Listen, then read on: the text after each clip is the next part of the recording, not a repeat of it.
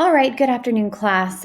So we are watching a video that gives you a little bit of background information about the slave trade in America, how it started, why it started, where it came from, what happened as a result. It's about 5 minutes long. I'm going to supplement this with more information about the slave trade. The reason why we're learning about the slave trade before we read Stamped Racism, Anti-Racism in You is because the authors, Jason Reynolds and Dr. Kendi, discuss a lot about the slave trade in the beginning. So if you understand why and what happened and what it, have some kind of visual going into the reading, you'll be able to understand the reading a little bit more. So here we go. So this is a TED Ed YouTube video, and I'm going to be stopping it every now and then to just kind of describe things a little bit more to your level, I guess. If you've never heard of the slave trade before, never really learned about it, I want to kind of clarify a couple things. So here we go.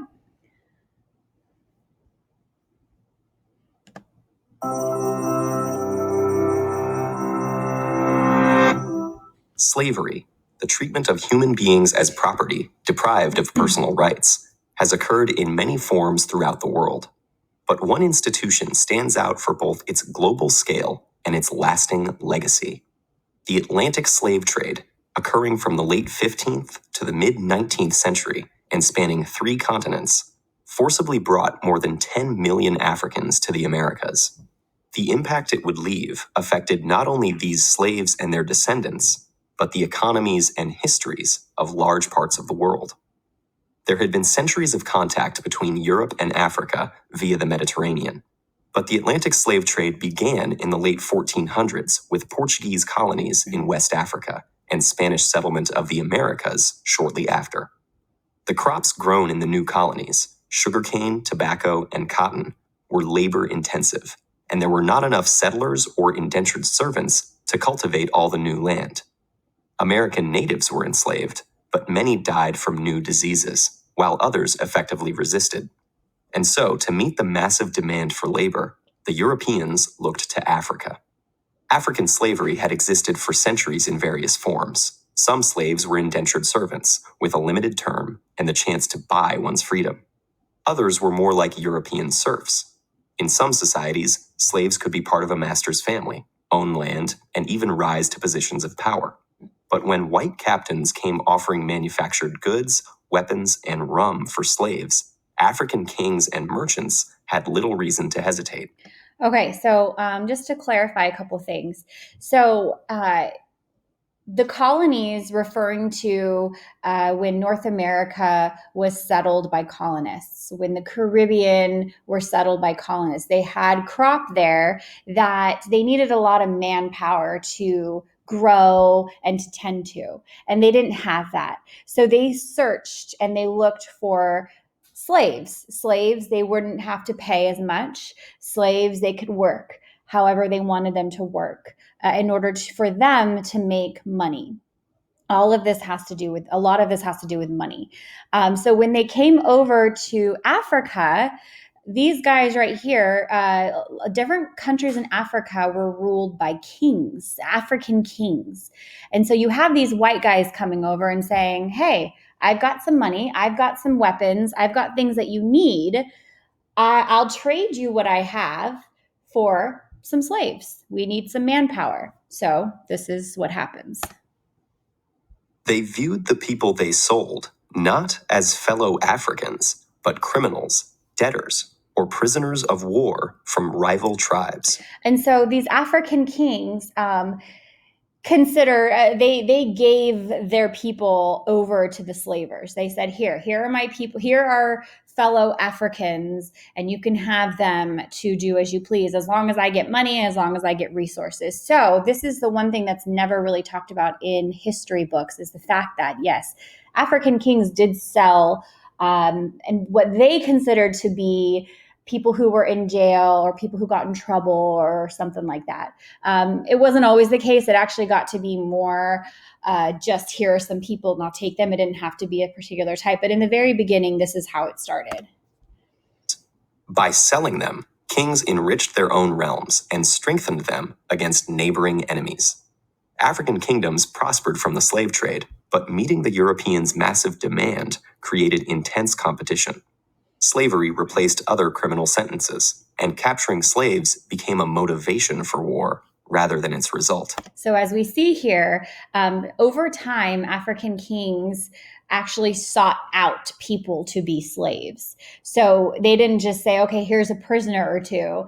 It got to be so competitive where the different African kingdoms said, hey, white people, come over here, come to my kingdom. We have we have strong people that will work for you.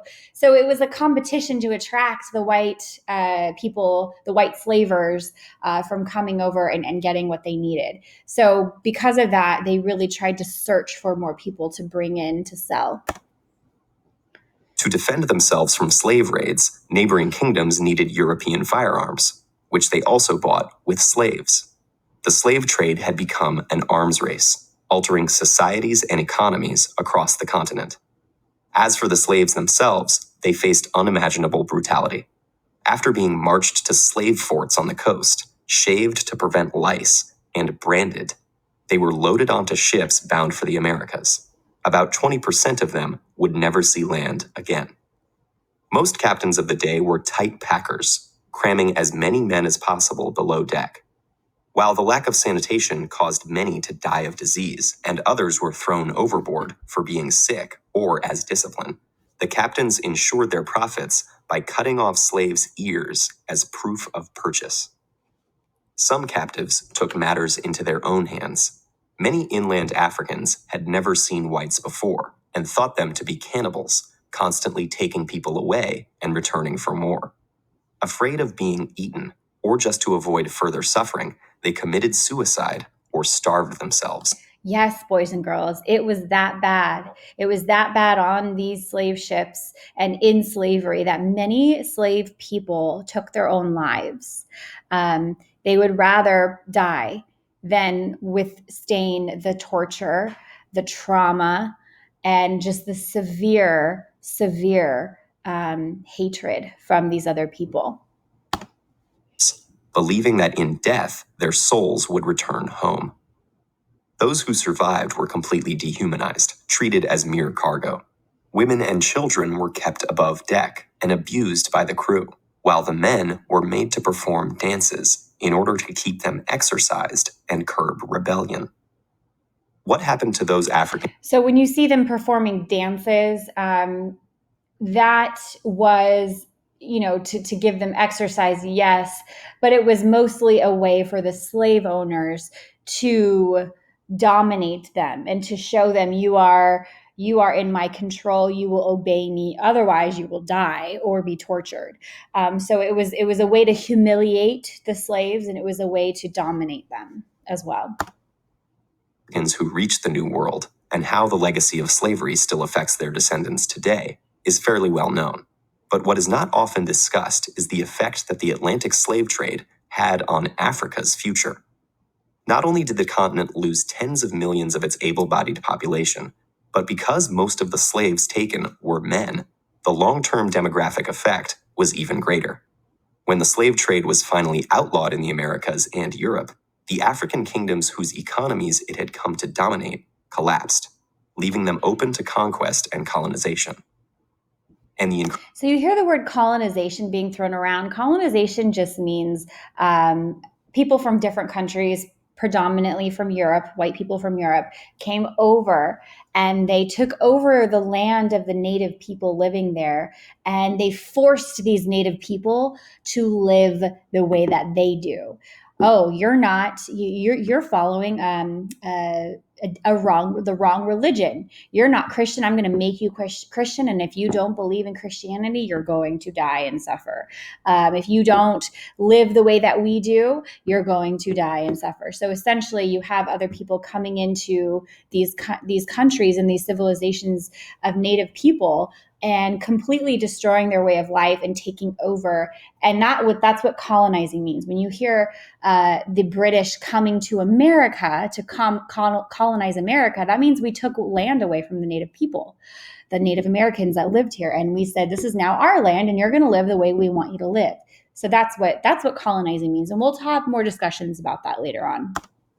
Increased competition and influx of European weapons fueled warfare and instability that continues to this day. The Atlantic slave trade also contributed to the development of racist ideology. Most African slavery had no deeper reason than legal punishment or intertribal warfare. But the Europeans who preached a universal religion, and who had long ago outlawed enslaving fellow Christians, needed justification for a practice so obviously at odds with their ideals of equality. So they claimed that Africans were biologically inferior and destined to be slaves. So biologically inferior, what does that mean? That's a big term that we are going to actually be talking a lot more about as we read Stamped. So basically, the white people said, okay, well, Christianity teaches us to respect one another, to respect all Christians, and all Christians are equal.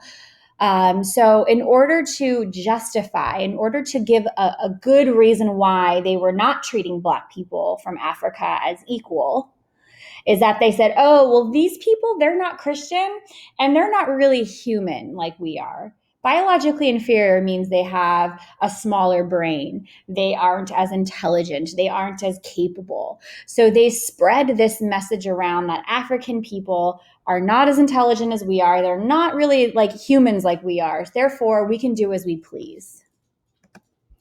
Making great efforts to justify this theory. Thus, slavery in Europe and the Americas acquired a racial basis, making it impossible for slaves and their future descendants to attain equal status in society. And this still has an impact today. This still has an impact today. And this is why you see things happening around the world, especially in our country, where Black Lives Matter protests is coming out. There's a lot of ways in which people of color is what the term is. They are not looked at in society as equal, and this is reminiscent of slave days. And we will have a history of this. We will talk about why and how and what that looks like, and what can you guys do as the new generation of people coming through to change it and to make it better. I always say learning your history is important so that we can do better in the future and not repeat the same mistakes that we made in the past. In all of these ways, the Atlantic slave trade was an injustice on a massive scale, whose impact has continued long after its abolition.